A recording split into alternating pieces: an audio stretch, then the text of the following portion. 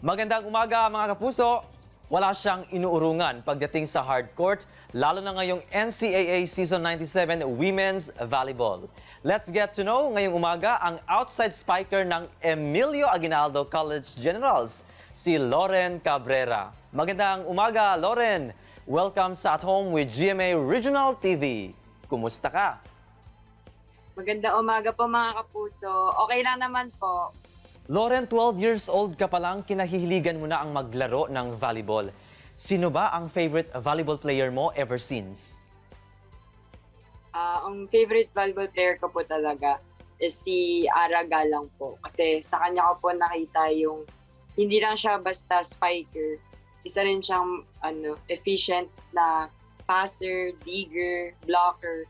Parang all around po talaga siya. So siya yung tinitingnan ko since nung bata pa lang ako. Anong pinaka-favorite mong gawin o routine bago ka sumasabak sa game?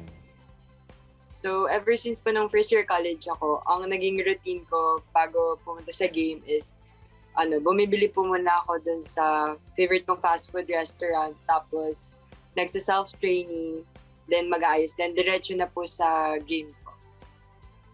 Loren, anong best piece of advice ang natutunan mo from your coach? Actually, madami po talagang advices yung nabigay ni coach na hindi lang basta sa loob ng court, outside the court din. Pero yung pinaka-tumatak sa akin na lagi niyang sinasabi is yung nasa huli ang pagsisisi. Kaya wag mo nang antayin na magsisi ka pa sa huli.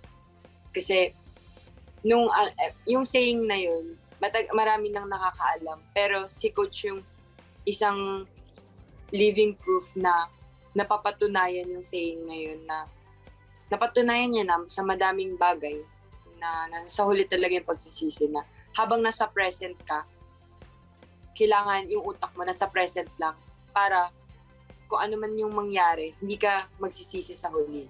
Kasi ginagawa mo conscious ka sa ginagawa mo sa present. So, hindi ka magkakaroon ng regrets or any regret sa puso mo after na mangyari yung present na yun. Yun po. Loren, your course is BS Psychology. Bakit kaya ito ang napili mo? Ever since po na bata na naisip na ganun. Super close ko po kasi sa mother ko. And yung mother ko, ang course niya is AB Psychology po. And which sobrang ina-idolize ko po yung mom ko. So habang nag-grow ako, konti-konti ko siya nagugustuhan. Bakit gusto ko mag-psych? Bakit psych yung napili ko? And sobrang daming opportunities talaga na ito yung course ko. Ang dami kong pwedeng maging future. Ang daming opportunities. Hindi lang siya, pag sinabing psychology, psychologist ka lang. Hindi lang siya basta ganun. Ang daming pwede na pasukan. And sobrang laking advantage nun pagdating ko sa real world, sa real life. Eto, Loren, maiba tayo. Having an understanding on human behavior, paano mo ba masasabi na crush ka ng crush mo?